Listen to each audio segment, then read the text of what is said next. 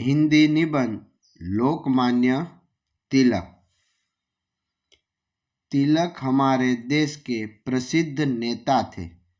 उनका जन्म महाराष्ट्र में चिखल गांव में हुआ था।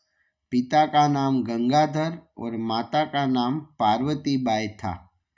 उनका बचपन का नाम केशव था, लेकिन घर में लोग बाल कहते थे। तिलक बचपन में पढ़ने में तेज थे। तिलक पढ़ने में प्रथम आते थे। शिक्षा पूरी करके एक पाठशाला में शिक्षक हो गए। उन दिन देश में आंदोलन चल रहे थे। सभी आंदोलन अंग्रेजों के विरुद्ध थे। तिलक इसमें शामिल हो गए।